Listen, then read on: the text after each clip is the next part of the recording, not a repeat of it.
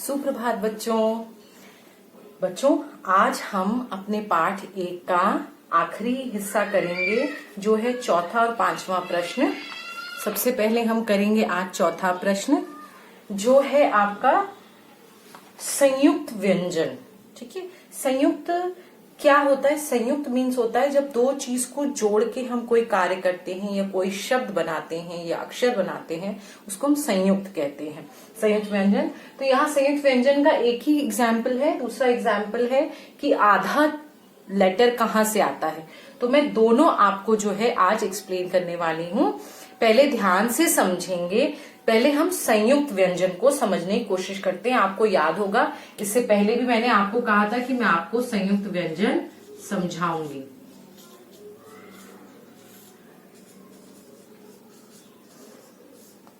संयुक्त व्यंजन सबसे पहले हम अपने जो आपकी ग्रामर की बुक है उसमें आप लोग आ जाओ। पृष्ठ संख्या 10 पे ये आपके यहाँ व्यंजन दिए हुए हैं, आप देख सकते हो। आपके पास भी अपने पास बुक होगी, आप इसको खोल के देख सकते हो। ये सब क्या है? व्यंजन है। क ख ग घ च छ ज झ ञ। ठीक है, त थ द ध न प फ ब भ म य र ल व श। ठीक है, श क्ष स ह। ठीक है, क्षत्रज्ञ। ये जो आखिरी की 3 आपको ये दिख रहे हैं, 4 होते हैं वैसे, इसमें श्र नहीं दिया है। श्र से श्रमिक, इसमें उसकी पिक्चर नहीं बनी है, ये आपको एक ऑप्शन दिया हुआ है। तो आपके तरीके से आपके 4 संयुक्त व्यंजन होते हैं जो मैंने आपको लिखवाया भी था। पहला आपका आता है क्ष,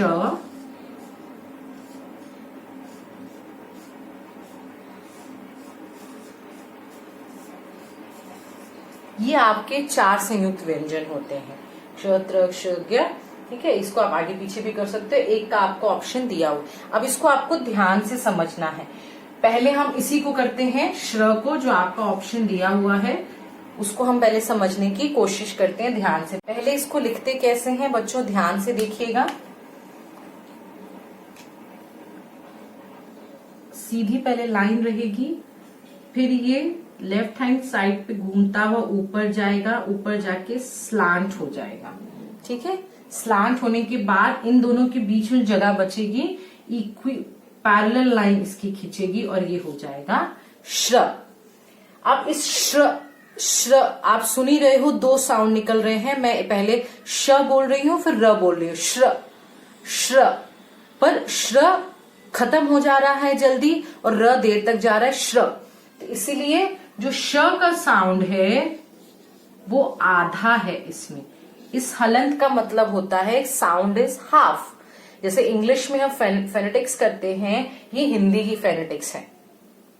तो श के नीचे अगर हलंत है तो मतलब वो आधा श का साउंड है और फिर र का साउंड है, तो ये हो गया श्र। जैसे मिश्री, देखो मिश्री, ना र है इसमें न श समझ में आ रहा है, पर दोनों का साउंड आ रहा है। लिखने में ना श आपको दिख रहा है ना र दिख रहा है, पर साउंड आ रहा है। तो आपको दोनों को लेके चलना है। मिश्री, परिश्रम, श्रम, रम, र साउंड आ रहा है। श्रवण, श्रवण आ रहा है साउंड। तो ये है।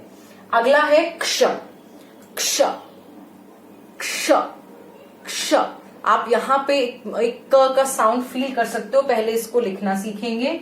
सीधी डंडी खींचनी है, इसको ऐसे ऊपर ले जाना है, घुमाना है और एस के शेप में नीचे लाना है।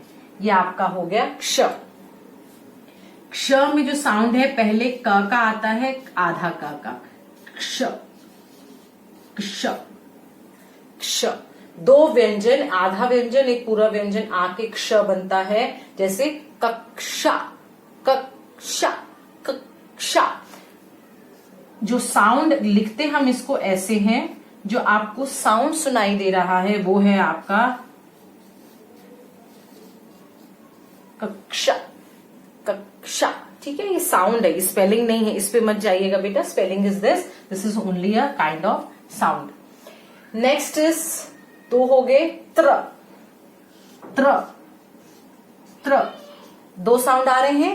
आई एम श्योर समझ रहे हैं, उसको बस उल्टा के की तरह बनाना होता है, it's very easy to make it. त्र, त्र, आधा त और र का साउंड इसमें है, त्र, त्र, ठीक है। जैसे त्रिशूल, त्रिवेणी, त्रिवेणी, त्रिवेणी कहाँ को कहते हैं बेटा? संगम, त्रिवेणी संगम, तीन नदियों का मिलन त्रिवेणी, ठीक है। आई एम श्योर आपको यहां तक समझ आया होगा। अब आखिरी जो है हमारा वो है ज्ञ, ज्ञ। अब ज्ञ को पहले ध्यान से देखो, ज बनाना आता है आपको, ज से आप वो हो, ज बना के इसको सर्कल कर देना है, ज्ञ, ज्ञ। वैसे इसको बोलते पुरानी हिंदी में इसको ज्य बोलते थे, ज्य, ज्य। जो इसका रियल जो प्रोनाउंसिएशन है वो है ज्ञान, ज्ञान नहीं है, ज्ञान, ठीक है। ज्य, इसका जो पुराना साउंड था वो है आधा ज और य, ज्य, ज्ञान। आप पतंजलि के जो बाबा रामदेव हैं, आप कभी भी उनको बोलते देखिएगा, वो इसको ज्ञ नहीं बोलते हैं, ज्य बोलते हैं, ठीक है, ज्य।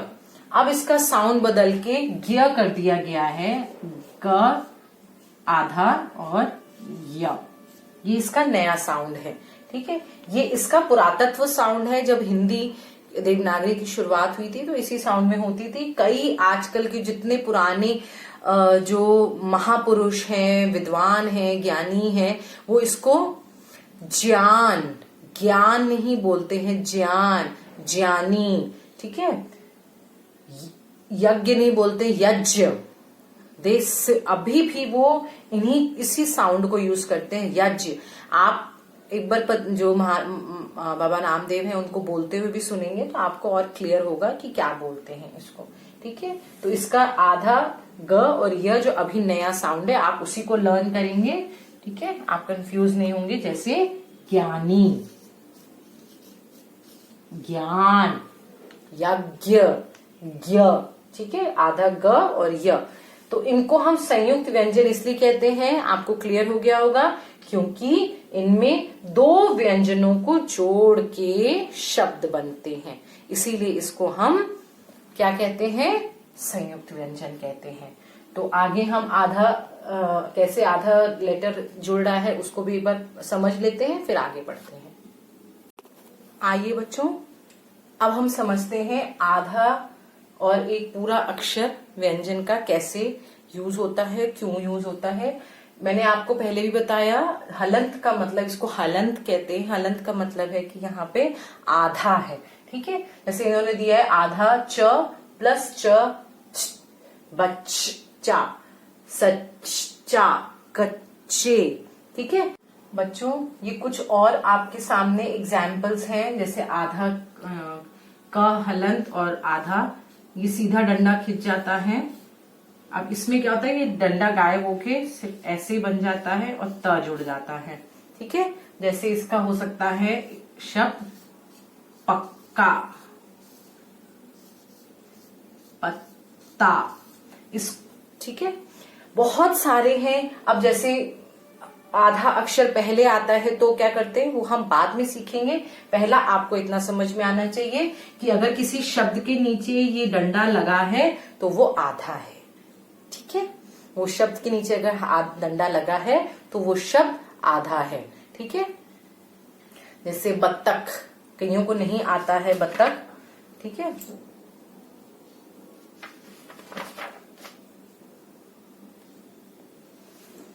बत्तख पड़ा है,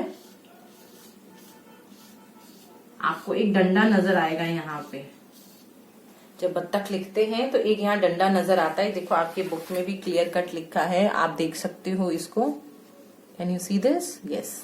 इस डंडे का मतलब ये है कि यहाँ पे आधा त भी है। साउंड जो इसकी आ रही है, साउंड लिखना मत, बत्तख। आधा त को लिखने का तरीका ये भी है कि त के ऊपर एक ऐसी स्लीपिंग लाइन डाल देते हैं तो वो आधा त हो जाता है। मतलब त और आधा त दोनों साथ साथ है, ठीक है, पहले ऐसे भी लिखा जाता था बट ये तरीका एकदम परफेक्ट है। This is the correct way to right.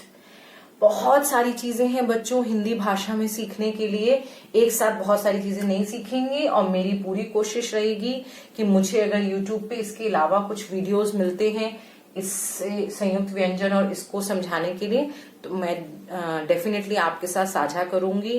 साझा इन द सेंस मैं हिंदी के शब्द ज्यादा यूज करती हूँ जिससे आपको थोड़ा बहुत समझ में आए। साझा मीन आपके साथ शेयर करूंगी, इन हिंदी साझा, ठीक है, साझा करूंगी। और thank you so much children for watching this video. I hope I am able to teach you something very different and interesting, जिससे आपको कुछ चीजें समझ में आई होंगी। How will we go through with these different things?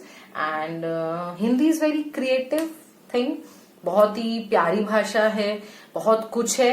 Yes, English से tough है, English सीखना I think it's much easier, but Hindi थोड़ी है, बट हम इंजॉय करेंगे। Thank you so much children, bye.